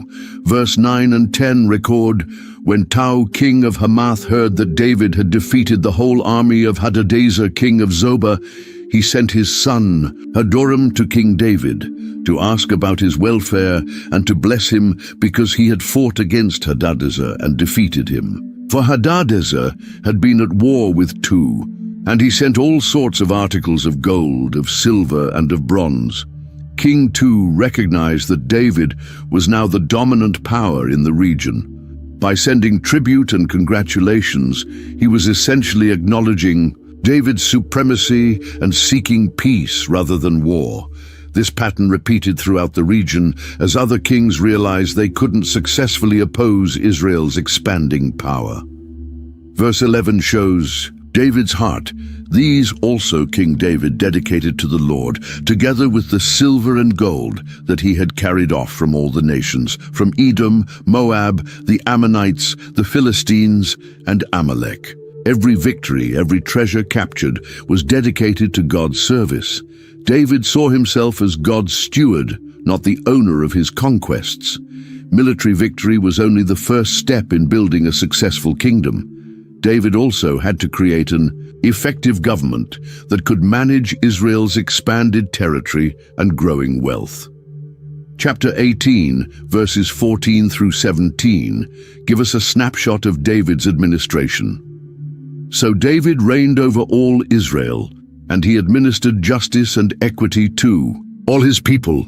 This simple statement contains a profound truth about David's kingship. He didn't just rule over Israel, he served Israel. The phrase "administered justice and equity" shows that David took seriously his responsibility to ensure fair treatment for all his subjects, rich and poor alike. Verse 15 lists his key officials: Joab, the son of Zeruiah, was over the army, and Jehoshaphat, the son of Ahilud, was recorder. Joab had proven himself by leading the assault on Jerusalem and continued to serve as David's military commander. Jehoshaphat the recorder was essentially the royal secretary of state, responsible for keeping official records and handling correspondence. Verse 16 continues, "And Zadok, the son of Ahitub, and Abiathar, the son of Ahimelech, were priests, and Shavshah was secretary." Having two high priests might seem unusual, but it reflected the transition period in Israel's history. Abiathar had supported David during his exile years, while Zadok represented the established priestly line. Both served faithfully during David's reign. Verse 17 concludes, "And Benaiah the son of Jehoiada was over the Cherethites and the Pelethites, and David's sons were the chief officials in the service of the king." Benaiah, one of David's mighty men, commanded the royal bodyguard. The Cherethites and Pelethites were likely foreign mercenaries who served as David's personal protection force. The mention of David's sons as chief officials shows how the royal family was involved in government administration. Unlike many ancient kingdoms where royal children lived in luxury without responsibility, David expected his sons to contribute to the kingdom's work. This governmental structure served David well throughout his reign. By surrounding himself with capable, loyal administrators, he could focus on major policy decisions while trusting others to handle day-to-day operations. The system was efficient enough to manage a kingdom that now stretched from the Mediterranean sea to the Euphrates River. Not all of David's military campaigns were wars of conquest. Chapter 19 describes a conflict that began with David's attempt at diplomacy, but escalated into a major war. Verse 1 sets the stage. "Now after this Nahash, the king of the Ammonites, died, and his son reigned in his place." Nahash had been friendly to David, possibly because they shared a common enemy in Saul. When he died, David decided to maintain good relations with the new king. Verse 2 records David's decision. "And David said, I will deal kindly with Hanun, the son of Nahash, for his father dealt kindly with me." So David sent messengers to console him concerning his father. This shows David's character as a statesman. He didn't automatically assume that every neighboring kingdom was an enemy. When possible, he preferred diplomatic solutions to military ones. Sending a condolence delegation was normal diplomatic protocol and showed respect for the deceased king and his heir, but Hanun's advisors were suspicious of David's motives. Verse 3 records their counsel. "But the princes of the Ammonites said to Hanun, Do you think, because David has sent comforters to you, that he is honoring your father? Have not his servants come to you to search and to overthrow and to spy out the land?" Their suspicion was understandable, given David's recent military successes against other neighboring kingdoms. But it was also tragically wrong. David's gesture was genuine, not a cover for espionage. The Ammonite officials let fear and paranoia override diplomatic courtesy. Hanun's response was both foolish and insulting. Verse 4 tells us, "So Hanun took David's servants and shaved them and cut off their garments in the middle at their hips and sent them away." In ancient Middle Eastern culture, this was an extreme insult. Shaving off beards and exposing men's bodies was a deliberate humiliation, designed to shame both the messengers and the king who sent them. David's response shows his care for his servants and his understanding of honor. Verse 5 records, "When David was told concerning the men, he sent to meet them, for the men were greatly ashamed. And the king said, Remain at Jericho until your beards have grown and then return." David didn't blame his ambassadors for the humiliation they had suffered. Instead, he provided for their dignity by allowing them to recover privately before returning to court. This kind of thoughtfulness toward his servants helps explain why David inspired such loyalty from his followers. But the insult couldn't go unanswered. Hanun realized he had made a serious mistake and began preparing for war. Verses 6 and 7 describe his military preparations. When the Ammonites saw that they had become a stench to David, Hanun and the Ammonites sent 1,000 talents of silver to hire chariots and horsemen from Mesopotamia, from Aram-Makkah, and from Zobah. They hired 32,000 chariots and the king of Makkah with his army, who came and encamped before Medeba. And the Ammonites were mustered from their cities and came to battle. This was an enormous military force. 32,000 chariots represented the latest military technology of the day. The hiring of mercenaries from multiple kingdoms showed that Hanun was taking the threat seriously and was willing to spend heavily to defend his kingdom. When David learned of these preparations, he responded decisively. Verse 8 tells us, when David heard of it, he sent Joab and all the army of the mighty men. David wasn't taking any chances with this coalition. He sent his best general with his elite troops to handle the situation. The war with the Ammonites and their allies proved to be more complex than a single battle. Joab found himself facing enemies on two fronts: the hired Syrian mercenaries and the Ammonite army. Chapter 19, verses 10 and 11 describe his tactical solution. When Joab saw that the battle was set against him both in front and behind, he chose some of the picked men of Israel and arrayed them against the Syrians. The rest of his men he put in the charge of Abishai his brother, and they were arrayed against the Ammonites. This shows Joab's military genius. Rather than trying to fight both enemies simultaneously, he divided his force and prepared to concentrate against whichever enemy pressed the attack most aggressively. His strategy speech to his brother Abishai is recorded in verse 12, and he said, "If the Syrians are too strong for me, then you shall help me, but if the Ammonites are too strong for you, then I will help you." More importantly, Joab recognized that this was ultimately God's battle, not just Israel's. Verse 13 records his words, "Be strong, and let us use our strength for our people and for the cities of our God, and may the Lord do what seems good to him." Even in the heat of military planning, Joab remembered that they were fighting for God's purposes, not just national interests. The battle went exactly as Joab hoped. Verses 14 and 15 describe the victory. So Joab and the people who were with him drew near before the Syrians for battle, and they fled before him. And when the Ammonites saw that the Syrians fled, they likewise fled before Abishai, Joab's brother, and entered the city. The Syrian mercenaries broke first, and when the Ammonites saw their allies retreating, they lost heart and fled to their fortified cities. Joab had won a complete victory without suffering heavy casualties.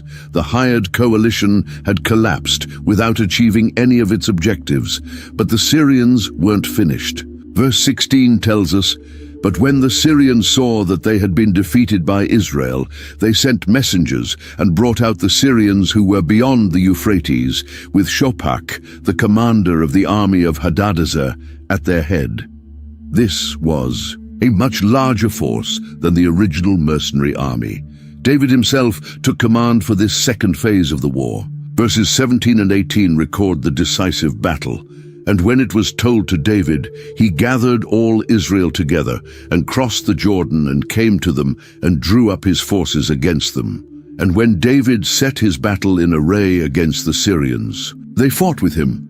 And the Syrians fled before Israel, and David killed of the Syrians the men of 7,000 chariots and 40,000 foot soldiers, and put to death also Shophach, the commander of their army." This was an overwhelming victory that ended Syrian resistance permanently. The death of 7,000 chariot crews and 40,000 infantry, plus their commanding general, effectively destroyed Syrian military power in the region. The political results were immediate and far-reaching. Verse 19 tells us, "And when the servants of Hadadezer saw that they had been defeated by Israel, they made peace with David and became subject to him. So the Syrians were not willing to save the Ammonites anymore." The entire Syrian confederation switched sides, recognizing that continued resistance was futile. With their allies gone, the Ammonites were left to face Israel alone. Chapter 20, verse 1, describes the final campaign. In the spring of the year, the time when kings go out to battle, Joab led out the army and ravaged the country of the Ammonites and came and besieged Rabbah. Rabbah was the Ammonite capital, and its capture would end the war completely. The siege was successful, though it took considerable time. Verse 2 records the final victory. And David took the crown of their king from his head. He found that it weighed a talent of gold, and in it was a precious stone. And it was placed on David's head, and he brought out the spoil of the city, a very great amount. The crown weighed about 75 pounds and was made of solid gold with precious stones, a symbol of the enormous wealth David had captured. Verse 3 concludes, "And he brought out the people who were in it and set them to labor with saws and iron picks and axes, and thus David did to all the cities of the Ammonites." The defeated population was put to work as forced laborers, probably on construction projects that would benefit both Israel and the region. The Ammonite War had lasted several years, but ended in complete victory for Israel. What began as a diplomatic insult had become a major expansion of David's kingdom and a demonstration of Israel's military superiority over all neighboring powers. After years of military victory and expanding territory, David made a decision that revealed a dangerous change in his heart. Chapter 21, verse 1 introduces the problem. Then Satan stood against Israel and incited David to number Israel. This census wasn't motivated by administrative necessity, but by pride and self-reliance. David's command to Joab is recorded in verse 2.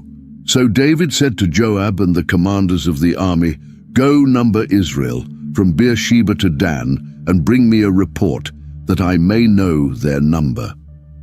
The phrase "that I may know their number" reveals David's motivation. He wanted to know how powerful his kingdom had become. Joab immediately recognized that this was wrong. Verse 3 records his protest. But Joab said, "May the Lord add to his people 100 times as many as they are. Are they not, my lord the king, all of them my lord's servants? Why then should my lord require this? Why should it be a cause of a guilt for Israel?" Joab understood that Israel's strength came from God, not from the size of its population. A census conducted for military purposes suggested that David was beginning to trust in human resources rather than divine protection. Joab even warned that this would bring guilt on the entire nation, but David's mind was made up. Verse 4 tells us, "But the king's word prevailed against Joab, so Joab departed and went throughout all Israel and came back to Jerusalem."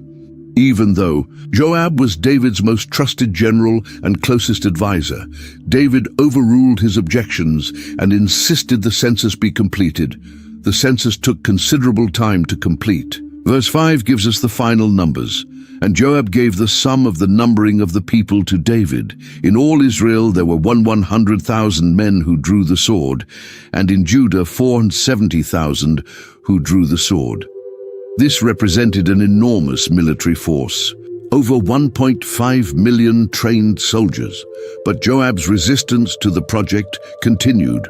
Verse 6 tells us, "But he did not include Levi and Benjamin in the numbering, for the king's command was abhorrent to Joab." Joab found ways to minimize his participation in what he considered a sinful act. The Levites weren't counted because they didn't serve in the military, and Benjamin may have been omitted because the census was interrupted. David's response to the numbers reveals that his heart was already being convicted. Verse 8 records, "And David said to God, I have sinned greatly in that I have done this thing. But now, please, take away the iniquity of your servant, for I have acted very foolishly." David realized that his pride had led him into sin against God. God's response came through the prophet Gad, who offered David a choice of punishments. Verses 11 and 12 record the options. So Gad came to David and said to him, "Thus says the Lord, choose what you will, either 3 years of famine or 3 months of being swept away before your foes, while the sword of your enemies overtakes you, or else 3 days of the sword of the Lord, pestilence on the land, with the angel of the Lord destroying throughout all the territory of Israel." All 3 options were severe, but they represented different sources of judgment: natural disaster, military defeat, or direct divine intervention. David's choice reveals his understanding of God's character. Verse 13 records his decision. Then David said to Gad, "I am in great distress. Let me fall into the hand of the Lord, for his mercy is very great, but do not let me fall into the hand of man." David chose the plague because he trusted God's mercy more than human mercy. He knew that even in judgment, God would be compassionate and would limit the punishment to what was necessary. The plague began immediately and was devastating in its scope. Chapter 21, verse 14 tells us, "So the Lord sent a pestilence on Israel, and 70,000 men of Israel fell. In just 3 days, more people died from the plague than would typically die in a major war." This demonstrated both the seriousness of David's sin and the reality of God's judgment. But God's mercy was also evident. Verse 15 describes the angel's approach to Jerusalem. "And God sent the angel to Jerusalem to destroy it. But as he was about to destroy it, the Lord saw, and he relented from the calamity. And he said to the destroying angel, 'It is enough. Now stay your hand.' And the angel of the Lord was standing by the threshing floor of Ornan the Jebusite." God could have allowed the plague to continue until far more people died, but his mercy intervened. The judgment was limited to what was necessary to teach the lesson and demonstrate the consequences of pride. The location where the angel stopped would prove to be highly significant. David's response shows genuine repentance and leadership. Verse 17 records his prayer. "And David said to God, 'Was it not I who gave command to number the people? It is I who have sinned and done great evil. But these sheep, what have they done? Please let your hand, O Lord my God, be against me and against my father's house, but do not let the plague be upon your people.'" This prayer reveals David's heart as a shepherd king. He took full responsibility for his sin and was willing to bear the consequences personally rather than see his people continue to suffer. He called them sheep, acknowledging his role as their protector and his failure to protect them from the consequences of his own pride. God's response came through the prophet Gad, who gave David specific instructions. Verse 18 tells us, "Then the angel of the Lord commanded Gad to say to David that David should go up and raise an altar to the Lord on the threshing floor of Ornan the Jebusite." The place where judgment stopped would become a place of worship and sacrifice. David immediately obeyed, going to Ornan's threshing floor. Verses 20 through 23 describe the encounter. "Now Ornan was threshing wheat. He turned and saw the angel, and his 4 sons who were with him hid themselves. As David came to Ornan, Ornan looked and saw David and went out from the threshing floor, and paid homage to David with his face to the ground. And David said to Ornan, 'Give me the site of the threshing floor, that I may build on it an altar to the Lord. Give it to me at its full price, that the plague may be averted from the people.' Then Ornan said to David, 'Take it, and let my lord the king do what seems good to him. See, I give the oxen for burnt offerings, and the threshing sledges for the wood, and the wheat for a grain offering. I give it all.'" Ornan's generosity shows the impact David's leadership had on people throughout his kingdom. Even this Jebusite farmer was willing to give everything he had to help end the plague that was devastating the nation. His offer to donate the entire site, plus animals and materials for sacrifice, was extraordinarily generous. But David refused to accept the gift.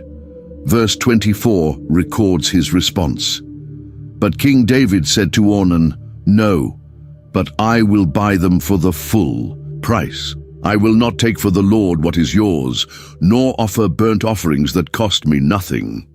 David understood that meaningful worship requires personal sacrifice. Taking a free gift wouldn't have the same spiritual significance as paying the full price from his own resources. Verse 25 tells us the transaction. So David paid Ornan 600 shekels of gold by weight for the site. This was an enormous sum, far more than agricultural land would normally cost. But David was purchasing more than a threshing floor. He was securing the location where God had chosen to end the plague and receive worship. The purchase of Ornan's threshing floor was much more significant than it appeared at the time.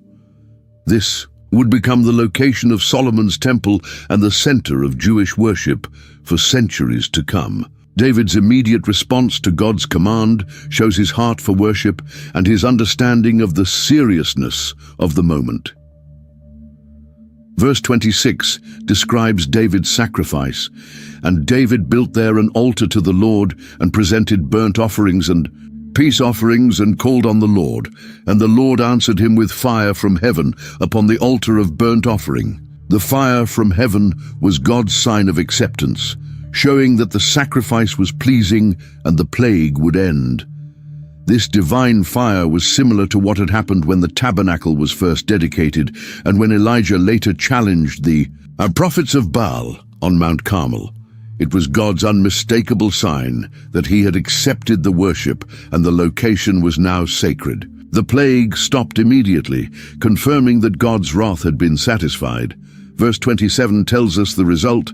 Then the Lord commanded the angel, and he put his sword back into its sheath. The destroying angel's mission was complete. Justice had been served, mercy had been shown, and worship had been restored. The crisis was over, but its consequences would shape Israel's future for generations. David's experience with the census and its aftermath taught him valuable lessons about the dangers of pride and self-reliance. More importantly, it established the location where God would choose to place his temple. What began as judgment ended as preparation for the greatest building project in Israel's history. Chapter 21 verse 30 shows how this experience affected David's worship practices.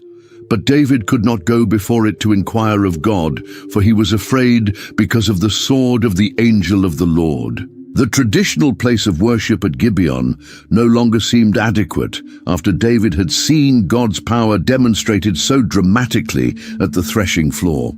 This location would become central to David's plans for the temple.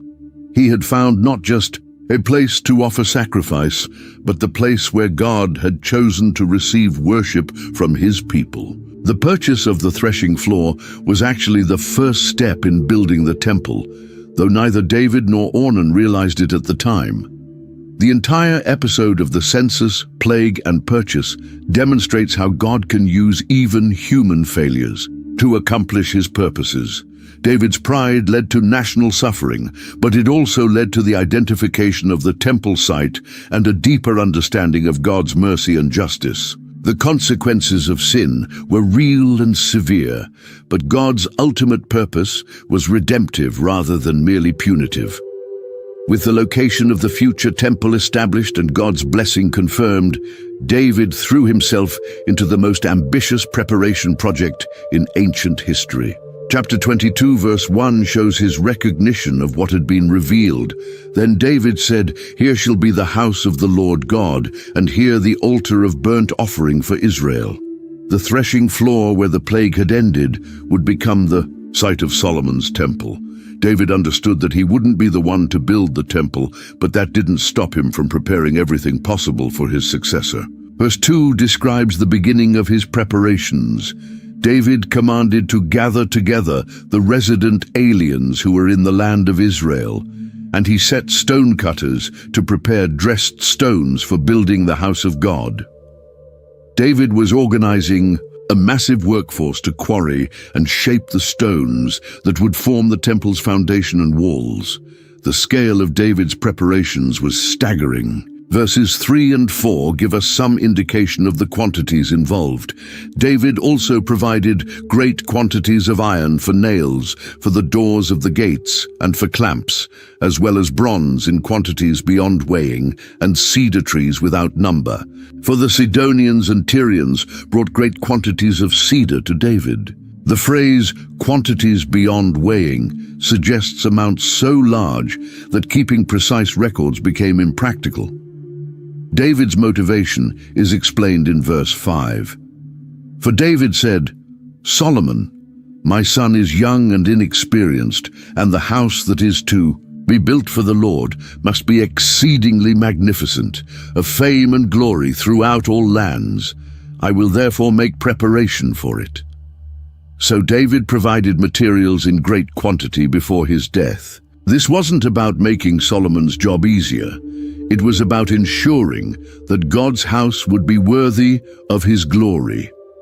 The amounts David accumulated were truly extraordinary. Chapter 22, verse 14 gives us specific numbers.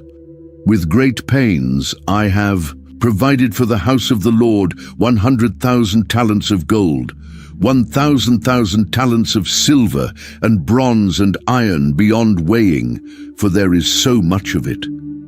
I have also provided timber and stone, and you may add to them. To put this in perspective, 100,000 talents of gold would weigh about 3,750 tons, and 1,000 talents of silver would weigh about 37,500 tons. These weren't just raw materials. They represented years of careful accumulation from military victories, tribute payments, and trade relationships. Every conquest David had made, every enemy he had defeated, had contributed something to this collection. The gold shields from Syria, the bronze from various cities, the silver from tribute payments, all of it was being gathered for one purpose. Verse 15 shows that David had also arranged for skilled workers.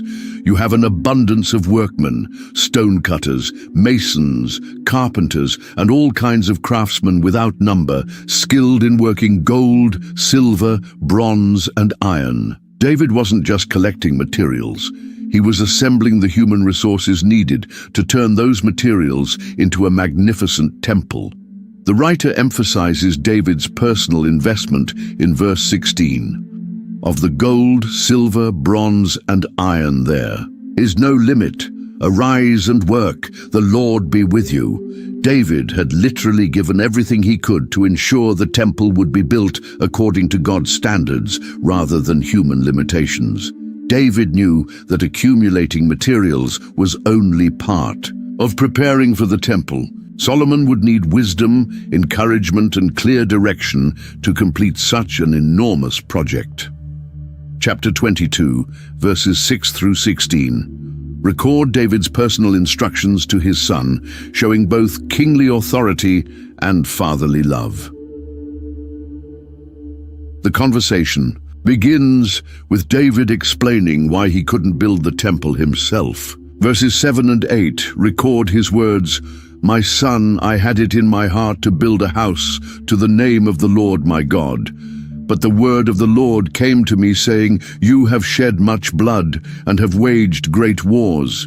You shall not build a house to my name because you have shed so much blood before me on the earth. David had been a man of war, and God wanted the temple built by a man of peace. But this wasn't a rejection of David's warrior role. It was recognition that different seasons required different kinds of leadership. Verses 9 and 10 explain God's plan.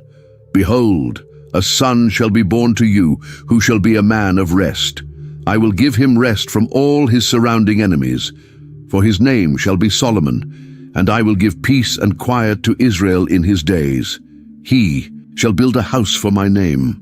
He shall be my son, and I will be his father, and I will establish his royal throne in Israel forever. Solomon's name meant peace, and his reign would be characterized by the peace that David's wars had made possible. The temple couldn't be built during wartime. It required the stability and prosperity that only peace could provide. David's Battles had been necessary to create the conditions for Solomon's building project. David then gave Solomon specific spiritual instructions. Verse 11 contains his blessing and prayer. "Now, my son, the Lord be with you, so that you may succeed, and build the house of the Lord your God, as he has spoken concerning you." David understood that success in this project would depend on God's blessing, not just human effort or resources. The practical advice follows in verse 12. "Only may the Lord grant you discretion and understanding, that when he gives you charge over Israel, you may keep the law of the Lord your God." David had learned through his own mistakes that a king's success depended on obedience to God's word. Without divine wisdom and faithful obedience, even the most magnificent building would be meaningless. Verse 13 contains both encouragement and warning. "Then you will prosper if you are careful to observe the statutes and the rules that the Lord commanded Moses for Israel. Be strong and courageous. Fear not. Do not be dismayed." David was passing on the same encouragement God had given to Joshua centuries earlier. The challenges were enormous, but God's presence would make success possible. David reminded Solomon of the preparations already made, but also challenged him to continue the work. Verse 14 lists the accumulated resources, and verse 15 mentions the available workforce. But verse 16 ends with the crucial reminder, "Arise and work, the Lord be with you." The materials and workers were important, but they weren't enough by themselves. Solomon would need to take initiative, provide leadership, and depend on God's blessing throughout the project. David was giving his son both the tools for success and the responsibility to use them faithfully. David's preparations for the temple weren't limited to materials and construction workers. He also completely reorganized Israel's religious system to serve the permanent temple rather than the portable tabernacle. Chapter 23 begins this massive reorganization project with a census of the Levites. Verse 1 sets the context. "When David was old and full of days, he made Solomon his son king over Israel." David was approaching the end of his life and wanted to ensure a smooth transition, not just of political power, but of religious organization as well. Verse 2 describes the scope of his planning. David assembled all the leaders of Israel and the priests and the Levites. The Levitical census revealed the scale of the religious establishment. Verses 3 and 4 give us the numbers. The Levites, 30 years old and upward, were numbered, and the total was 38,000 men. 24,000 of these, David said, shall have charge of the work in the house of the Lord. 6,000 shall be officers and judges. This represented a massive workforce dedicated entirely to religious service. Verse 5 continues the breakdown. 4,000 shall be gatekeepers, and 4,000 shall offer praises to the Lord with the instruments that I have made for praise. David had created an entire orchestra of 4,000 musicians, far larger than anything Israel had ever seen before. This wasn't just about having music during worship. It was about creating an atmosphere of praise that would match the magnificence of the temple itself. David divided the Levites according to their ancestral families. Verse 6 explains, "And David organized them in divisions corresponding to the sons of Levi, Gershon, Kohath, and Merari." This wasn't arbitrary. It followed the organizational pattern God had established during the wilderness period, but adapted it for permanent temple service. The duties were carefully specified for each group. Chapter 23, verses 28 through 32, describe the responsibilities of the Levites in general. For their duty was to assist the sons of Aaron for the service of the house of the Lord, having the care of the courts and the chambers, the cleansing of all that is holy, and any work for the service of the house of God. Their duty was also to assist with the showbread, the flour for the grain offering, the wafers of unleavened bread, the baked offering, the offering mixed with oil, and all measures of quantity or size. And they were to stand every morning, thanking and praising the Lord, and likewise at evening, and whenever burnt offerings were offered to the Lord on Sabbaths, new moons, and feast days, according to the number required of them, regularly before the Lord. Thus they were to keep charge of the tent of meeting and the sanctuary, and to attend the sons of Aaron, their brothers, for the service of the house of the Lord. This detailed job description shows how thoroughly David planned the temple operations. Every aspect of worship was considered, from maintaining the building, to preparing the sacrifices, to leading the musical praise. Nothing was left to chance or improvisation.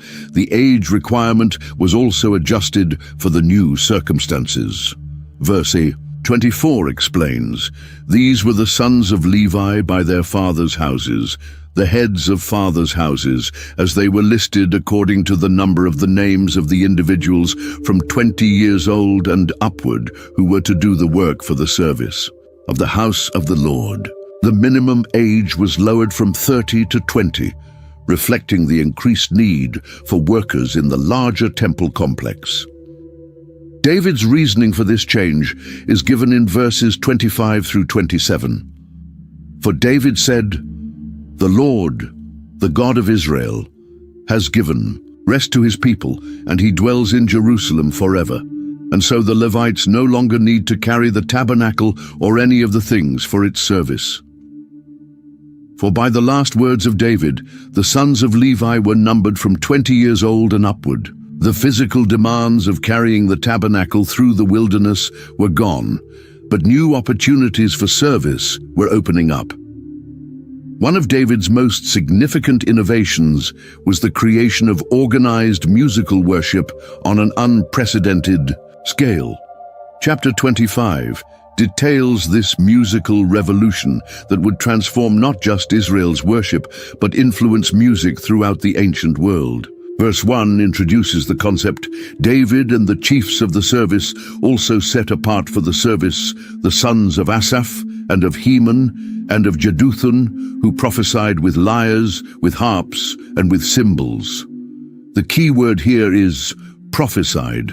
David wasn't just organizing entertainment, he was establishing a form of musical ministry where skilled musicians would deliver God's messages through inspired songs. Music became a vehicle for divine revelation, not just artistic expression. Three family heads, Asaph, Heman, and Jeduthun, each led significant musical groups. Verse 2 details Asaph's family. Of the sons of Asaph, Zaccur, Joseph, Nethaniah, and Asharela, sons of Asaph under the direction of Asaph, who prophesied under the direction of the king. Asaph himself was a composer whose psalms are still sung today, and his sons continued the family tradition of musical ministry. Verses 3 through 5 describe the other families. Of Jeduthun, the sons of Jeduthun, Gedaliah, Zeri, Jeshiah, Shimei, Hashabiah, and Mattithiah, 6, under the direction of their father Jeduthun, who prophesied with the lyre in thanksgiving and praise to the Lord. Of Heman, the sons of Heman, Bukiah, Mattaniah, Uziel, Shebuel, and Jeremoth, Hananiah, Hanani, Eliathah, Gidalti, and Ramamti-Ezer, Joshbekashah, Malothi, Hothir, Mahazioth. All these were the sons of Heman, the king's seer, according to the promise of God to exalt him, for God had given Heman 14 sons and 3 daughters. Heman's large family was seen as a sign of God's blessing on his musical ministry. The phrase, "the king's seer," indicates that Heman had prophetic responsibilities beyond just musical leadership. These weren't just musicians, they were spiritual leaders who used music as their primary ministry tool. The organizational structure was sophisticated. Verse 6 explains, "All these were under the direction of their fathers in the music in the house of the Lord, with cymbals, harps, and lyres for the service of the house of God. Asaph, Jeduthun, and Heman were under the order of the king." There was clear hierarchy and accountability, ensuring that the musical ministry would be coordinated and purposeful. The total number of musicians was impressive. Verse 7 gives us the count. The number of them along with their brothers, who were trained in singing to the Lord, all who were skillful, was 288. These were professional-level musicians who had been specifically trained for temple service. But remember, this was in addition to the 4,000 musicians mentioned earlier who played instruments of praise. The selection process was fair and impartial. Verse 8 describes the method, and they cast lots for their duties, small and great, teacher and pupil alike. Even the most senior musicians had to accept their assignments by lot rather than claiming positions based on seniority or family connections. This ensured that God's will, rather than human preferences, determined the organization. The rest of chapter 25 lists the 24 divisions of musicians, each assigned to serve during specific periods throughout the year. This rotation system meant that the temple would always have skilled musical leadership available, but no individual would be overburdened with constant service. David's musical innovations had lasting impact far beyond the temple. The Psalms that came from this period influenced not just Jewish worship, but Christian worship for centuries to come. The combination of skilled musicianship with prophetic inspiration created a form of worship that engaged both emotions and intellect in praise to God. The temple would contain enormous wealth and require careful security, so David organized a sophisticated system of gatekeepers and treasurers. Chapter 26 details these crucial but often overlooked aspects of temple operation. Verse 1 introduces the gatekeepers. As for the divisions of the gatekeepers, of the Korahites, Meshelemiah the son of Korah, of the sons of Asaph, the Korahites, had a special history with God's service. Their ancestor Korah had rebelled against Moses and been destroyed, but his descendants had been forgiven and restored to positions of trust. This shows God's mercy and his willingness to use people despite their family history. Verses 2 through 11 list the gatekeeper families and their numbers. The total comes to significant numbers. All these were sons of Obed-Edom with their sons, and brothers, able men qualified for the service, 62 of Obed-Edom. These weren't just guards. They were able men qualified for the service, indicating that gatekeeping required skill, reliability, and spiritual maturity. The gatekeepers were assigned to specific locations around the temple complex. Verses 13 through 16 describe the assignments, and they cast lots by fathers' houses, small and great alike, for their gates. The lot for the east fell to Shelemiah. They cast lots also for his son Zechariah, a shrewd counselor, and his lot came out for the north. Obed-Edom's came out for the south, and to his sons was allotted the gatehouse. For Shuppim and Hosah it came out for the west, at the gate of Shaleketh, on the road that goes up. Watch corresponded to watch. Each gate required constant vigilance. Verse 17 explains the staffing. On the east there were 6 each day, on the north 4 each day, on the south 4 each day, as well as 2 and 2 at the gatehouse. This represents a significant workforce. At least 18 gatekeepers on duty at any given time, working in shifts around the clock. But the gatekeepers' responsibilities went beyond just security. Verses 20 through 28 describe the treasurers who managed the temple's wealth. And of the Levites, Ahijah had charge of the treasuries of the house of God and the treasuries of the dedicated gifts. The sons of Ladan, the sons of the Gershonites belonging to Ladan, the heads of the fathers' houses belonging to Ladan the Gershonite, Jeheli. The sons of Jeheli, Zetham and Joel, his brother, were in charge of the treasuries of the house of the Lord. The temple treasuries contained multiple categories of wealth. Verse 26 explains, this Shelomoth and his brothers were in charge of all the treasuries of the dedicated gifts that David the king and the heads of the fathers' houses, and the officers of the thousands and the hundreds, and the commanders of the army had dedicated. These included not just David's massive accumulation of materials, but also gifts from military officers and family leaders throughout Israel. Verse 27 shows the source of much of this wealth. From spoil won in battles, they dedicated gifts for the maintenance of the house of the Lord.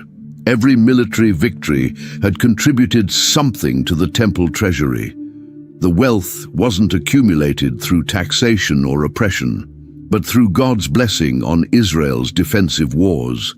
The responsibility was enormous. Verse 28 indicates the scope. Also, all that Samuel the seer and Saul, the son of Kish and Abner, the son of Ner, and Joab the son of Zeruiah had dedicated, all dedicated gifts were in the care of Shelomoth and his brothers. Generations of leaders had contributed to this treasury, and it all had to be carefully managed and protected. David's final organizational achievement was establishing Israel's first professional military structure.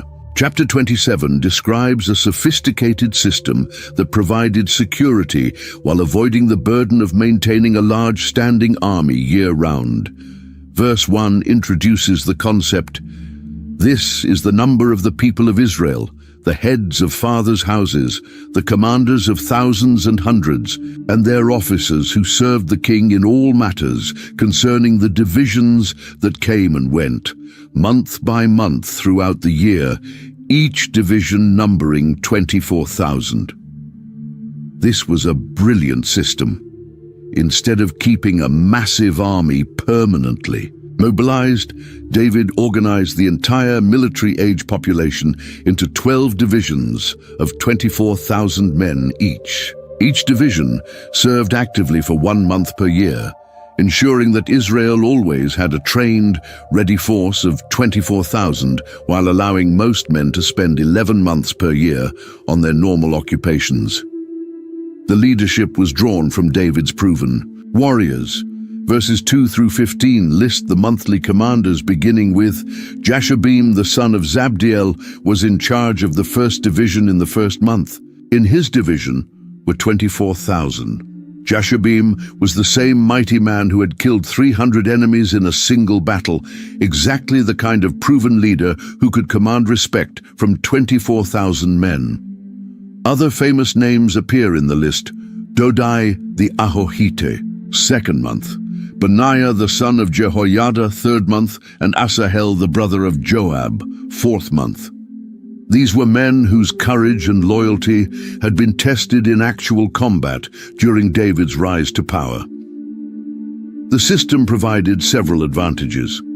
It maintained military readiness without the economic burden of a permanent standing army. It gave military training to the entire male population, creating a huge pool of experienced soldiers for times of crisis. It rotated leadership opportunities among David's proven officers, preventing any single commander from accumulating too much power. Beyond the monthly divisions, David also established tribal military leaders. Verses 16 through 22 list over the tribes of Israel. For the Reubenites, Eleazar the son of Zikri was chief officer. For the Simeonites, Shephatiah the son of Maacah. For Levi, Hashabiah the son of Kemuel. For Aaron, Zadok. For Judah, Elihu, one of David's brothers. For Issachar, Omri the son of Michael. This dual system, monthly national divisions plus tribal organizations, ensured that Israel could respond to threats both quickly through the active monthly division and comprehensively by mobilizing entire tribes when necessary. The tribal leaders maintained local military readiness while the national commanders provided coordinated defense. The administration required careful record-keeping.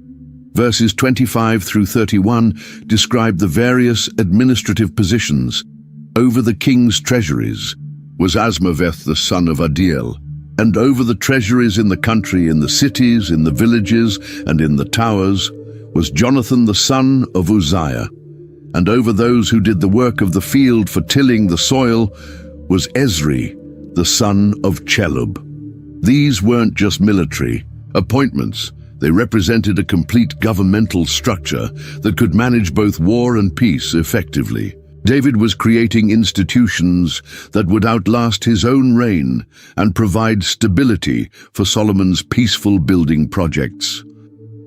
As David's reign drew to a close, he called one final assembly to formally transfer power to Solomon and ensure that all his preparations for the temple would be carried forward. Chapter 28, verse 1 describes the gathering. David assembled at Jerusalem all the officials of Israel, the officials of the tribes, the officers of the divisions that served the king, the commanders of thousands, the commanders of hundreds, the stewards of all the property and livestock of the king and his sons, together with the palace officials, the mighty men, and all the seasoned warriors. This was an unprecedented gathering representing every level of Israel's leadership. David wanted to make sure that everyone who would play a role in Solomon's reign understood the transition plans and their responsibilities in building the temple. David's speech to this assembly reveals both his heart as a father and his vision as a king. Verses 2 through 6 record his words. Then King David rose to his feet and said, "Hear me, my brothers and my people. I had it in my heart to build a house of rest for the ark of the covenant of the Lord and for the footstool of our God, and I made preparations for building. But God said to me, 'You may not build a house for my name, for you are a man of war and have shed blood. Yet the Lord God of Israel chose me from all my father's house to be king over Israel forever, for he chose Judah as leader, and in the house of Judah my father's house. And among my father's sons he took pleasure in me to make me king over all Israel. And of all my sons, for the Lord has given me many sons, he has chosen Solomon my son to sit on the throne of the kingdom of the Lord over Israel. He said to me, 'It is Solomon your son who shall build my house and my courts, for I have chosen him to be my son, and I will be his father.'" David's humility shines through this speech. He didn't present himself as a self-made king, but as someone chosen by God's grace. He acknowledged that the temple project belonged to God, not to any human ruler. Most importantly, he made clear that Solomon's kingship wasn't just political succession, but divine selection.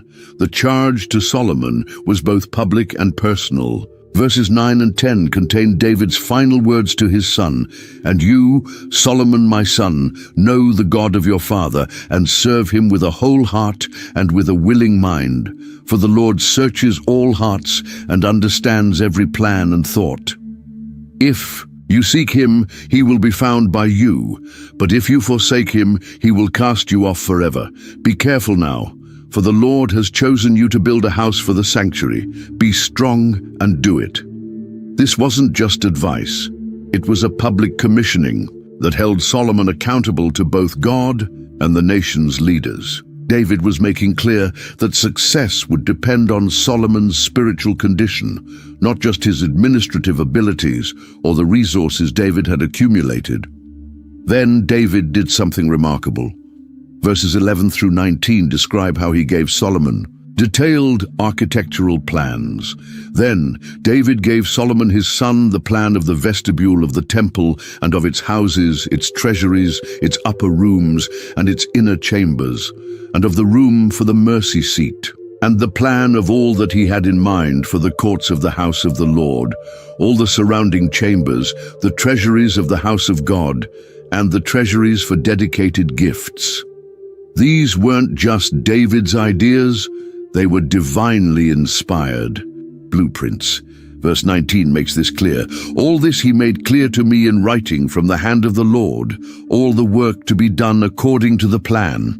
Just as Moses had received detailed instructions for the tabernacle, David had received specific plans for the temple. Solomon wouldn't have to guess about design or functionality. Everything had been revealed by God himself. The plans included not just the building, but also the furnishings and service items. Verses 13 through 18 list specific details about golden and silver vessels, lampstands, tables, forks, basins, and even the golden chariot for the cherubim above the ark.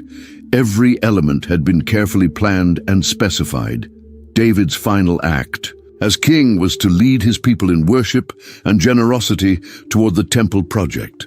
Chapter 29 records a remarkable scene of national dedication that showed how completely David had transformed Israel's heart toward God. Verse 1 begins David's final appeal. And King David said to all the assembly, Solomon my son, whom alone God has chosen, is young and inexperienced, and the work is great. For the palace will not be for man, but for the Lord God. David's appeal wasn't based on Solomon's abilities or his own authority, but on the magnitude of what they were attempting to build. This wasn't just another royal construction project. It was God's house, and it deserved their best efforts and resources. David then made his own final contribution public. Verses 2 through 5 describe his personal gift. So I have provided for the house of my God, so far as I was able, the gold for the things of gold, the silver for the things of silver, and the bronze for the things of bronze, the iron for the things of iron, and wood for the things of wood, besides great quantities of onyx and stones for setting, antimony, colored stones, all sorts of precious stones and marble. Moreover, in addition to all that I have provided for the holy house, I have a treasure of my own of gold and silver, and because of my devotion to the house of my God, I give it to the house of my God. 3,000 talents of gold, of the gold of Ophir, and 7,000 talents of refined silver, for overlaying the walls of the house, and for all the work to be done by craftsmen, gold for the things of gold, and silver for the things of silver. Who then will offer willingly, consecrating himself today to the Lord?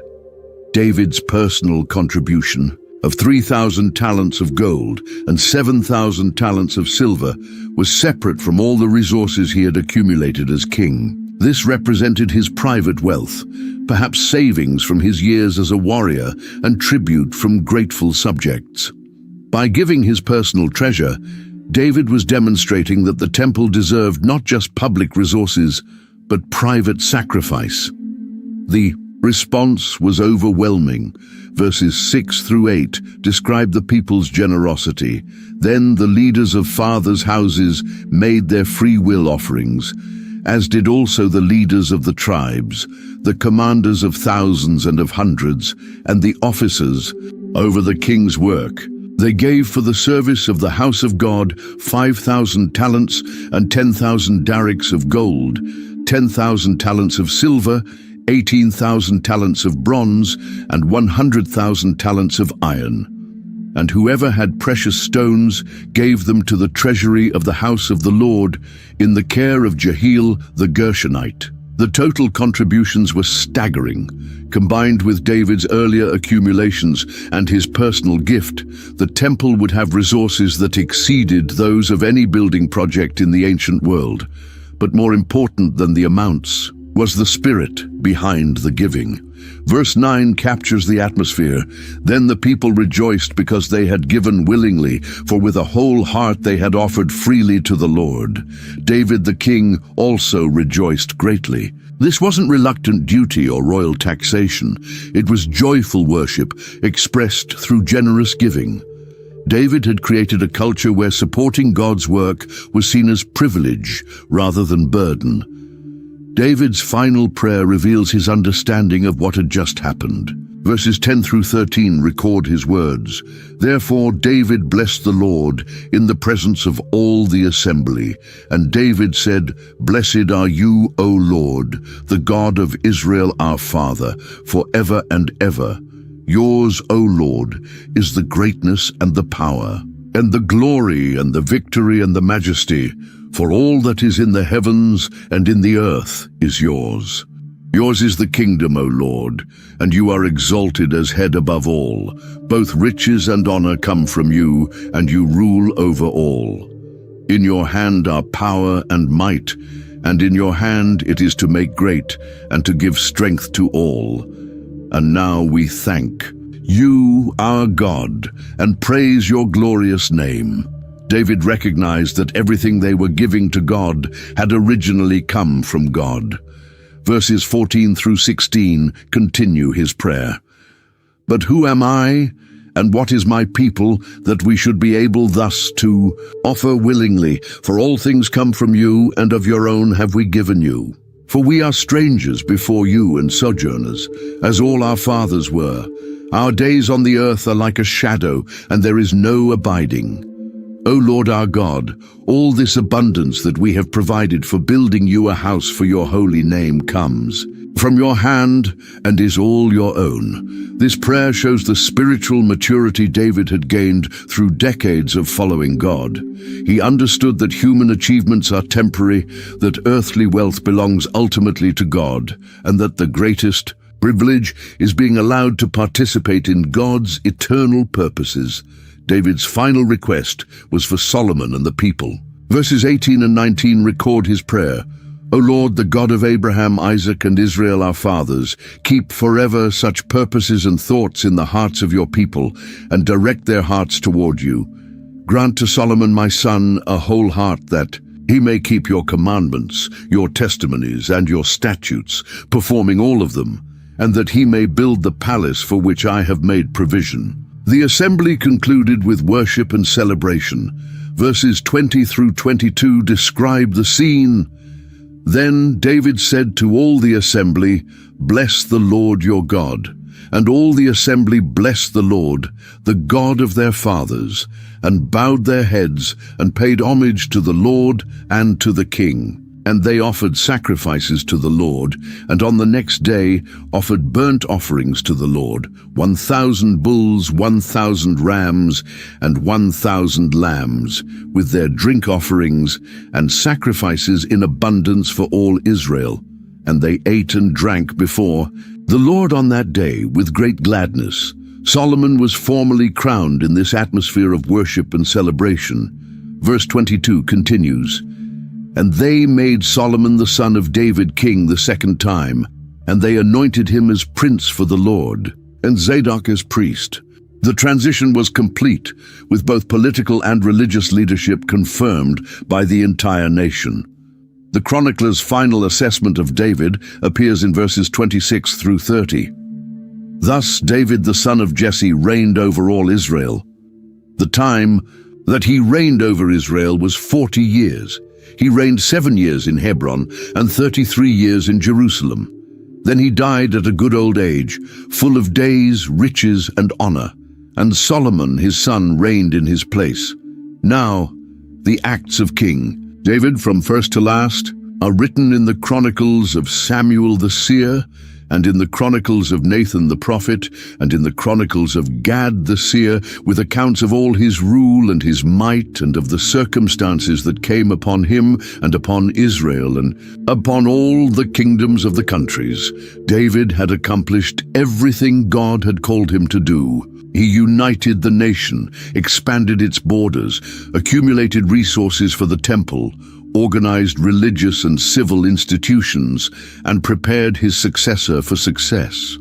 Most importantly, he had demonstrated what it meant to be a king after God's own heart, someone who sought God's will above personal ambition and who used power to serve rather than to dominate. The kingdom David was passing to Solomon was strong, prosperous, peaceful, and spiritually vibrant. The temple preparations were complete. The organizational systems were in place, and the people were united behind their new king. David's legacy would shape Israel for centuries to come and ultimately point toward the greater son of David, who would establish an eternal kingdom that would never end. If this journey through 1 Chronicles has opened your eyes to God's incredible plan and his faithfulness throughout history, I want to ask you to do two things. First, hit that subscribe button and ring the notification bell so you never miss these deep dives into God's Word. There are so many more biblical treasures waiting to be discovered, and I want you to be part of this community of people who are passionate about understanding Scripture like never before. Second, share this video with someone who needs to hear this message. Maybe it's a friend who thinks the Bible is boring, or a family member who's struggling to see God's plan in their own life. The story of David shows us that God's plans are always bigger and better than anything we could imagine for ourselves. Comment below and let me know which part of David's story impacted you the most. Was it his humility in the face of God's promises, his heart for worship that transformed a nation, or maybe the way God used even his mistakes to accomplish divine purposes? Remember, the same God who was with David through every triumph and every failure is with you today. Your story matters to him, and just like David, he has plans for your life that are bigger than you can imagine.